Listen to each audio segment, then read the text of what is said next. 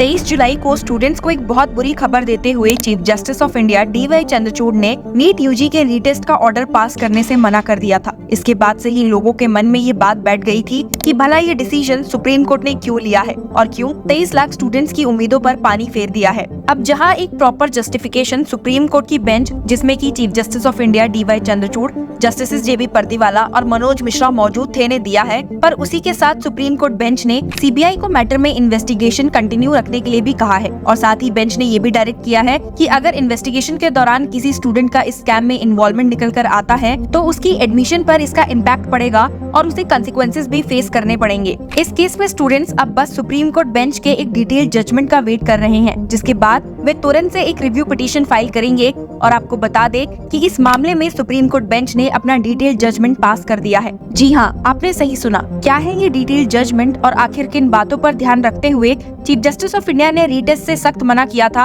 आगे देखते हैं और साथ ही देखते हैं कि यूनियन को कौन से स्ट्रिक्ट ऑर्डर्स दिए गए हैं। इसी के साथ ये जानना भी जरूरी है कि सुप्रीम कोर्ट की CBI को ऑर्डर देने के बाद अब जाकर CBI ने इस केस में अपना पहला चार्जशीट फाइल कर दिया है। इस चार्जशीट में 13 एक्यूज के नाम शामिल हैं, जिनमें से कई बिहार से बिलोंग करते हैं, जो कि पेपर लीक का एक हॉटस्पॉट माना जाता है। आपको याद दिला दे कि हियरिंग में एक बात पर काफी जोर दिया गया था कि अगर ये पेपर लीक का मामला एक लार्ज स्केल पर होगा तो ही जाकर एक रीटेस्ट का ऑर्डर दिया जाएगा, और यही leak chief justice of India को एक लार्ज स्केल में नहीं दिखा, जिसकी वजह से उन्होंने स्टूडेंट्स की प्ली को डिसमिस कर दिया। आज डिटेल जजमेंट पास करते हुए चीफ जस्टिस ऑफ इंडिया ने सबसे पहले कहा, we have come to the conclusion that there was no systematic breach of the papers. The leak was only limited to Patna and Hazaribagh. इसके साथ ही chief justice of India DY Chandrachud ने कहा है कि यहाँ डाउट तो नहीं है कि यूनियन और NTA द्वारा प्रोसेसेस में कुछ गैप्स और प्रॉब्लम्स देखने को मिले हैं। He stated, we have highlighted all the deficiencies in the structural processes of the NTAs that we cannot afford the betterment of the student. CJI ने कहा भी है कि इस एग्जाम प्रोसेस से NTA को समझ जाना चाहिए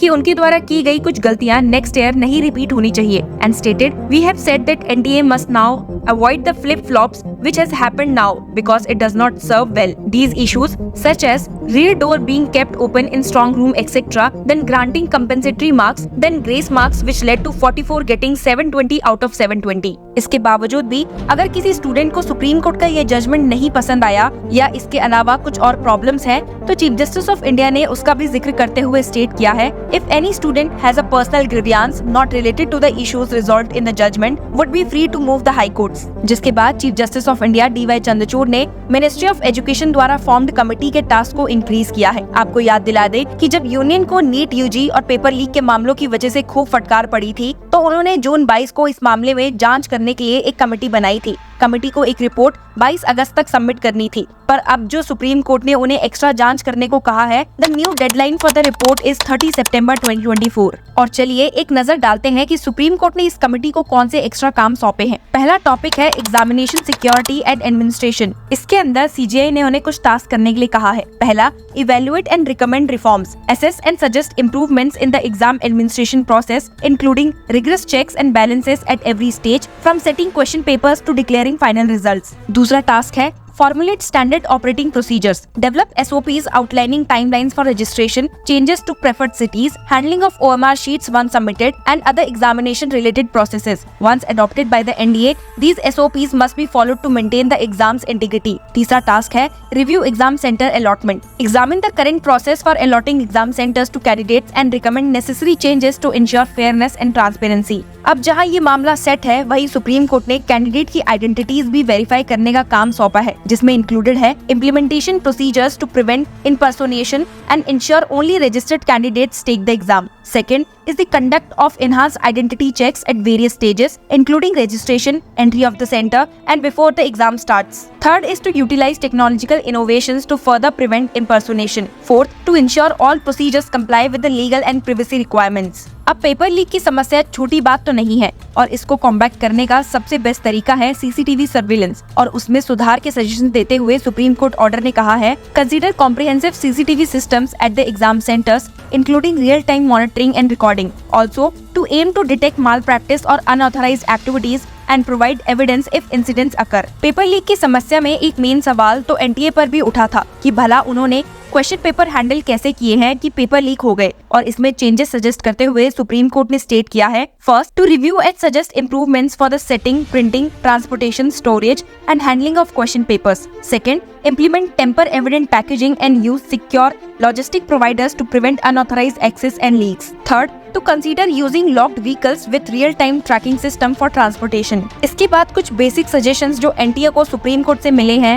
are as followed. First is the audits and inspection. इसके अंदर it is stated to evaluate the feasibility of regular audits and surprise inspections of the exam centers. Second, to ensure compliance with security protocols, address potential vulnerabilities and maintain high standards of examination security. इसके अलावा they are asked to have enhanced compliance mechanisms, to recommend the development of a robust mechanism to address and enhance compliance with established protocols. Third is the reporting issues. Supreme Court has asked to allow candidates to promptly report any irregularities or issues encountered during the examination process. Hearing के दौरान chief justice of India D Y Chandrachud ने इस बात पर काफी stress किया था कि आज के समय में टेक्नोलॉजी इतनी एडवांस हो चुकी है कि आसानी से पता लगाया जा सके कि पेपर लीक कहाँ हुए हैं, और इसी टेक्नोलॉजी को और स्ट्रॉन्ग करने के सजेशन देते हुए सुप्रीम कोर्ट ऑर्डर ने स्टेट किया है to have advance data security protocols, research and recommend advance data security measures including encryption and secure data transmission to protect examination materials from unauthorized access and leaks.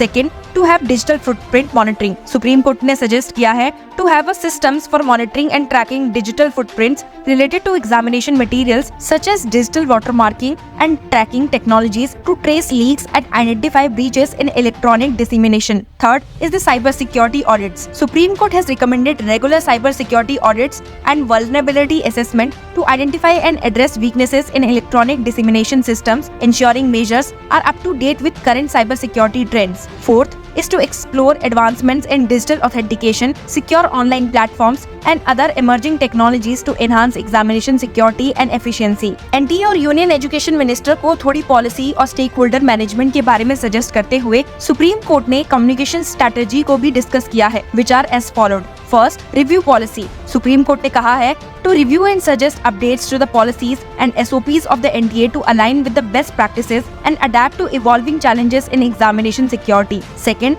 the communication strategy. Supreme court ने कहा है to establish a transparent communication strategy to keep stakeholders including candidates, educational institutes and public informed about the measures ensuring examination integrity and response of the identified malpractice. तीसरा है implementation of comprehensive policies. Supreme Court has recommended implementing comprehensive policies to address examination security concerns and ensure effective management. Fourth is to develop a strategy to keep all stakeholders including banks, examination centers and logistical partners well informed. Fifth is the detailed protocols for the secure transportation, storage and handling of examination material. 6 is to ensure regular updates on any issues or changes affecting the examination process. इसके बाद supreme court bench ने committee को दूसरी branches से भी help लेने को suggest किया है एंड स्टेट किया है international engagement, that is to consider the feasibility of NTA collaborating the examination bodies and educational authorities from other countries to share best practices, security measures and innovative solution. दूसरा suggestion उन्होंने ये दिया है to create a framework to identify, assess and mitigate risk related to examination security.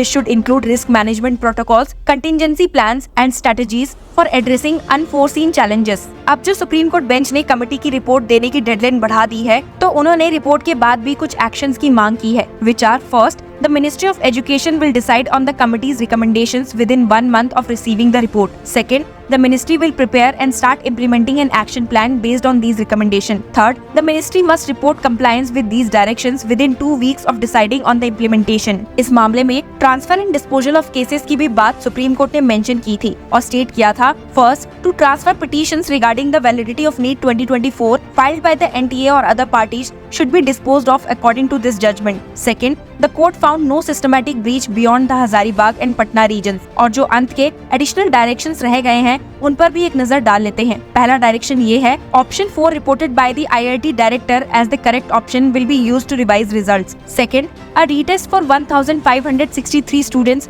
was permitted by the court and will continue to be upheld until final directions are issued. इसी के साथ supreme court bench ने mental health counselling और staff training का भी जिक्र किया है, तो देखते हैं अब इस मामले में रिव्यू पिटीशन फाइल होते दिखते हैं या नहीं। Till then keep following Law चक्रा।